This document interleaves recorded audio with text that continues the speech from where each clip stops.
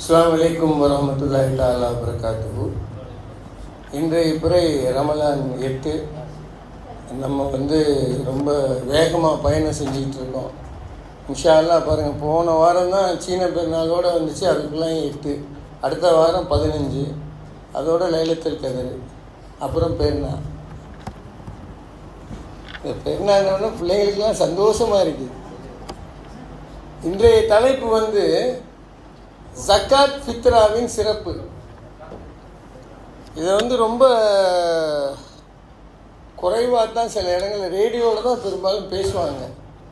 ஜக்காத்தை பற்றி தான் பொதுவாக பேசுவாங்க. இது எப்படின்னா, மற்றவர்களுக்கு நம்ம கொடுக்கக்கூடிய பொருளோ பணமோ 4 வகையானது.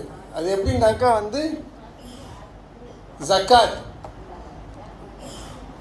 ஜக்காத் ஃபித்ரா, சதக்கா, அப்புறம் ஹதியா. இந்த ஜக்காத் ஃபித்ராங்கிறது இஸ்லாமிய கேலண்டரில் ஹிஜ்ரா 2 ஆரம்பமாயிருக்கு. ஜக்காத்து அப்படி தனியாக ஜக்காத்துன்னு சொன்னாக்கா அது வரி அப்படின்னா ஒரு வரிங்கிற மாதிரி. அதாவது நீங்கள்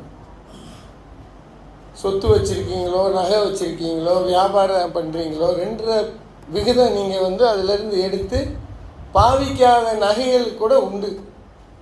மிச்சமாக இத்தனை பவுனு அப்படின்னு நகை இருக்குது, இவ்வளோன்னு ஒரு தொகை இருக்குது, அதுக்கு மேலே இருந்தால் கண்டிப்பாக நீங்கள் ஜக்காத் கொடுத்தாகணும்.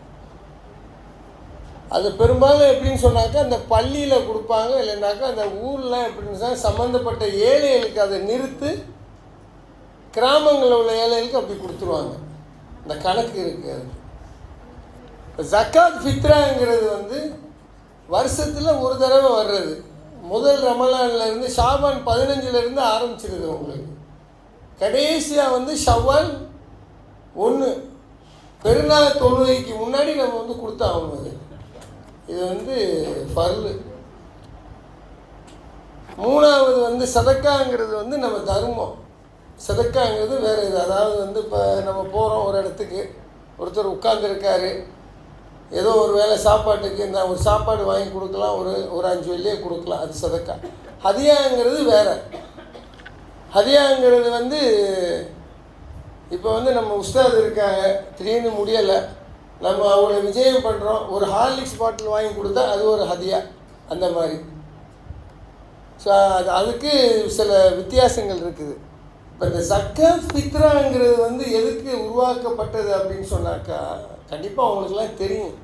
அந்த பெருநாளை நம்ம நோன்பு வச்சு 30 நோன்பு வச்சு நம்ம அந்த பெருநாளை கூட எல்லாத்துக்கும் சரிசமமாக போய் கிடைக்கிறதுக்கு தான் ரசூல் ஸல்லல்லாஹு அலைஹி வஸல்லம் அந்த மாதிரி ஒரு இதை ஏற்பாடு பண்ணாங்க. அதான் சூரா இப்ராஹிம் 7ல் வருது அப்படின்னு சொன்னாக்கா, அல்லாஹ்வுடைய கோபத்துக்கு ஆளாகிறாதீர்கள், அல்லாஹ்வுடைய கோபத்துக்கு நம்ம ஆளாகிறாதே, நீங்கள் செய்ய வேண்டிய கடமையில் நீங்கள் செஞ்சுருங்க. யாருக்கு நம்ம கொடுக்கணுமோ பாருங்கள். இன்றைக்கி 8 வெள்ளி, இன்றைக்கி தான் ஆரம்பமாக ஆகியிருக்கு ஜக்காத் ஃபித்ரா கொடுக்கறது.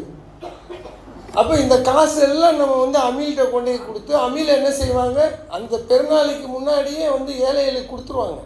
போன வருஷம் காசு அவங்க பாக்கி இருந்துச்சுன்னு சொன்னாக்கா, ஏழைகளுக்கு அரிசி, துணிமணி, அவங்களுக்கு என்னென்ன தேவை இருக்கோ படிக்கிறதுக்கு எல்லாத்துக்கும் இந்த அந்த காசு ரொம்ப உபயோகப்படும்.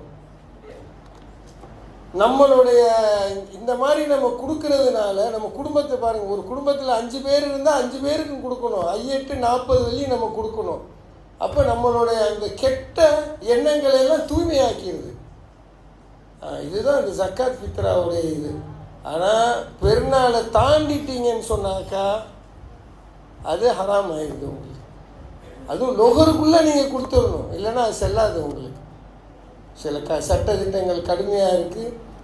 இது பெரும்பாலும் நான் பார்த்துருக்கேன், அரசாங்கத்தில் வேலை செய்கிறவங்க, இந்த மலாய்க்காரவங்கெல்லாம் ரமலானுக்கு முன்னாடியே கொடுத்துட்றாங்க. ஏன்னா இங்கே காதி ஆஃபீஸ் போட்டு, இப்போ கூட உங்களுக்கெல்லாம் தெரியும், இந்த ஒத்தாக்கிம் சூப்பர் மார்க்கெட்டில் கூட இருக்குது, செந்தூர் மார்க்கெட்டில் இருக்குது, பள்ளிவாசல் பண்டாபாரில் இருக்குது, ஒரு கவுண்ட்ரு போட்டு கரெக்டாக வாங்கிக்கிறாங்க.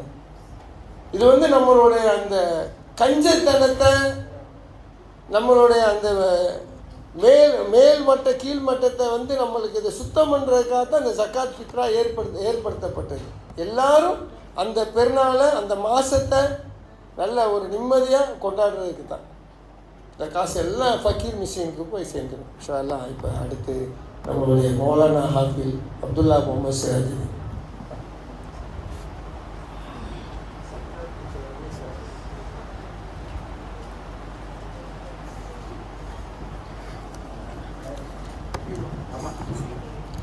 Assalamu alaikum warahmatullahi wabarakatuh. Alhamdulillah, assalatu wassalamu ala rasulillah wa ala alihi hizbillah wa ashabihi jundillah, amma ba'd. Faqad qala Allah ta'ala a'udhu billahi minash shaitanir rajim. Bismillahir rahmanir rahim. Khudh min amwalihim sadaqatan tutahhiruhum wa tuzakkihim biha wa salli alayhim ila akhir al-ayah. وقال نبينا صلى الله عليه وسلم بني الإسلام على 5: شهادة أن لا إله إلا الله وأن محمدا رسول الله وإقام الصلاة وإيتاء الزكاة وصوم رمضان والحج أو كما قال صلى الله عليه وسلم. கணியத்துக்குரிய மேலான சகோதரர்களே, நண்பர்களே, ரப்புல் இஸ்ஸத் அல்லாஹ் சுப்ஹானஹு வ தஆலா உலகத்தில் மனிதர்களை ஒரு சிறப்பான ஒரு படைப்பாக அல்லாஹ் படைச்சிருக்கிறான். மனிதர்களிடமிருந்து அல்லாஹ் சுப்ஹானஹு வ தஆலா நல்ல அமல்கள் அல்லாஹ் எதிர்பார்க்குறான். அடியான் என்னிடத்துல வாரத்துக்கு முன்னால் அடியான் செய்யக்கூடிய நல்ல அமல்கள், அது தொழுகையாக இருந்தாலும் சரி, நோன்பாக இருந்தாலும் சரி, சதகாவாக இருந்தாலும் சரி, ஹஜ்ஜாக இருந்தாலும் சரி, ஜகாத்தாக இருந்தாலும் சரி, ஏனைய தர்மங்களாக இருந்தாலும் சரி, எதுவாக இருந்தாலும் உலகத்தில் மனிதன் அதை இஹ்லாஸான முறையில் மன தூய்மையோடு நிறைவேற்றக்கூடிய நேரத்தில் அல்லாஹு தாலாவிடத்தில் அதற்குண்டான பூர்த்தியான கூலி வந்து சேருது என்ற அந்த விஷயத்தை நாங்கள் அனைவரும் விளங்கியிருக்கிறோம். மேலானவர்களே, ஜகாத் என்பது ருக்னுல் இஸ்லாமி தாலிஸ், இஸ்லாத்தினுடைய 3வது ருக்குனில் இருக்கக்கூடிய ஒரு விஷயம். ஆரம்பத்தில் எங்களோட தலைவர் சொன்ன மாதிரி சதகத்துல் ஃபித்ர், ஜகாத்துல் ஃபித்ர் ஒன்று இருக்குது, அடுத்தது ஜகாத்துன்னு ஒன்று இருக்குது.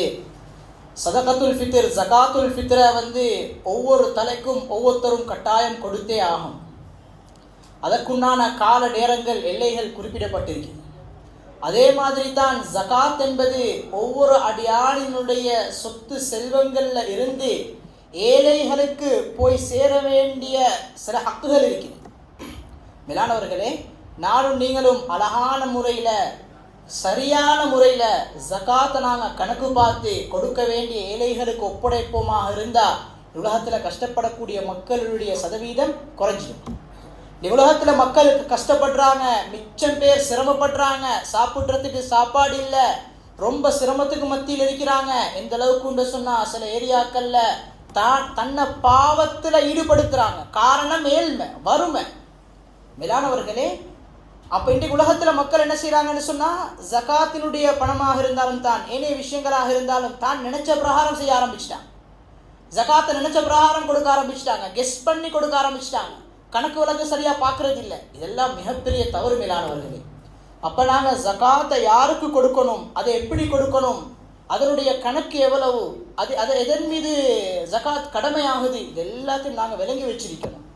பொதுவாக வியாபாரத்தினுடைய பொருட்களில் ஜகாத் இருக்குது, தங்கம் வெள்ளி ஆபரணங்களில் ஜகாத் இருக்குது, அதே மாதிரி ஆடு மாடு ஒட்டகம் கால்நடைகளில் ஜகாத் இருக்குது. இது எல்லாத்துலேயும் ஜகாத் கடமையாகும். அப்போ இதனுடைய கணக்கு எவ்வளோ, 100க்கு 2.5% நாங்கள் சரியாக கணக்கு பார்த்து கொடுப்போமாக இருந்தால் அல்லாஹ் சுப்ஹானஹு வ தஆலா இதை சபபுன் ஃபில் பரக்கா, அதாவது பரக்கத்து வாரத்துக்கு ஒரு காரணமாக அல்லாஹ் ஆக்குவான். நாங்கள் ஒவ்வொருத்தரும் சிந்திக்கணும், நாங்கள் ஒவ்வொருத்தரும் முயற்சி செய்யணும். இந்த வருஷம் நான் ஜகாத் கொடுத்ததை விடவும் அடுத்த வருஷம் நான் ஜகாத் கொடுக்கிறது கூடுதலாக இருக்கணும். அப்படி கூடுதலாக இருந்துச்சுன்னு சொன்னால் அதில் ஒரு முன்னேற்றம் இருக்குது. இதுக்கு தான் நாங்கள் முயற்சி செய்யணும். குர்ஆன்ல அல்லாஹ் சொல்றான், இன்னமஸ் ஸதகாத்து லில் ஃபுகராஇ வல் மசாகீன வல் ஆமிலீன அலைஹா வல் முஅல்லஃபதி குலூபுஹும். நினைச்ச மாதிரி எல்லாத்துக்கும் கொண்டு போய் கொடுக்கலாம்.